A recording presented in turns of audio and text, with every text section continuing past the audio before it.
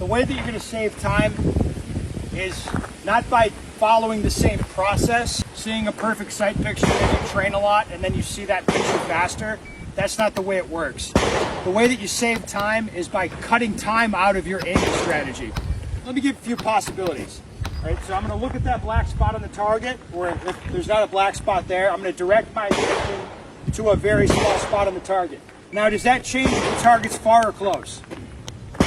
No, it doesn't. It's really important. You always direct your attention to a small spot on the target, always. And the way that you take advantage, I suppose is a good way of putting it, take advantage of the closer targets is by aiming less or confirming less. So some possibilities are just aiming, seeing the outline of your gun. So I look at a spot, like let's say Joel needed to get gun for whatever reason. You know, I see the outline of my gun on the target, all right? And depending on the distance, that might work for me. So like 2, 3, 4, 5 yards, that'll probably work, okay? Out to 10 yards, 12 yards, guys with dots, maybe you just see the color of the dot. So your dot doesn't even look like a dot. You just see the color and react to that. That's why fiber optic sights are nice. I can bring the gun up and without regard for the rear sight at all, I can just react to the color of the sight. And then as the distance and difficulty increases, I'll get more and more towards a perfect sight picture with equal height, equal light, in the front sight perfectly set. So I'm going to show you a little exercise to highlight this. Now, what I'm going to do is I'll give you the aiming strategy I want you to employ on each one of these targets. And you're going to start with the gun pointed at the target stand, at the tone. At the tone, you bring the gun up to the black dot. And then when you see, you see the right thing, you're going to react immediately by pressing the trigger. Okay? So your attention's always on a small spot, and then you wait to see a certain thing from your sights. At this distance, what's appropriate is the color of your fiber optic. Without respect for the rear sight, you don't need to worry about that. Or just the color of your dot. So you just react to the color. That make sense? All right. So I want you to watch how long the gun's on target before the shot gets fired. So I'm looking at the black dot.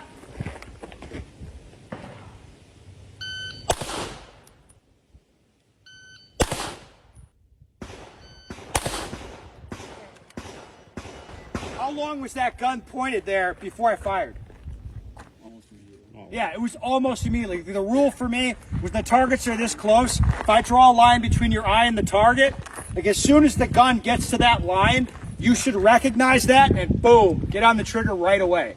All right? This type of shooting, this like color confirmation, like just reacting to color, this is where most of you can save lots of time.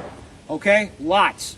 The target back there, now I'm going to bring the gun up and I'm going to see fiber stopped through the rear sight. If you're shooting a dot gun, your dot should look like a dot, not a streak, but a dot. It doesn't need to be stopped and stable, but it should look like a dot. Okay? So we'll see how much time this adds.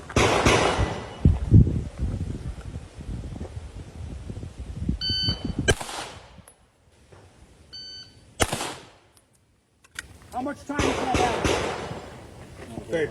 You say not a whole lot, you're shaking your head like it's not a big deal. That's 0.2 of a second difference. If I take that over a stage and stack that up over like 12 targets, it's a shitload of time, right? What the takeaway is for this, for most of you, what it's going to be is like, oh, if the targets are of a certain distance, I've got to be just reacting to that color. That's where I'm going to make time. One challenge that pretty much everybody has is as the targets get closer and faster, they stop looking to a small spot in the center of the target. They stop doing that and they just look at the shape, the color, and they're like, go faster, and they start blasting. Okay? That's not, you're like, yeah, fuck you. Wait, oh, no, that's not the move. You're gonna look at a spot, and again, you adjust your speed. This is why I don't like terminology about like pacing, like how fast I go. It ain't about fast or slow. I'm going to direct my attention to a small spot on the target. Doesn't matter how far it is. But then depending on the distance, difficulty, and risk of the target, I'm just going to apply a different aiming scheme. Like when I see the sight flash a certain way on the target, like I'm just standing there waiting to see that. And when I see it, boom, I start shooting. The takeaway from this is going to be at these close range targets, you can really get after it but you do it by reacting to color your sights. Practical shooting training, got drills, live fire drills, some guidance for dry fire, some dry fire drills, lots of different places you can start. It works for people of all different levels. If you want to train seriously with a handgun, especially for competition, this is the one to get.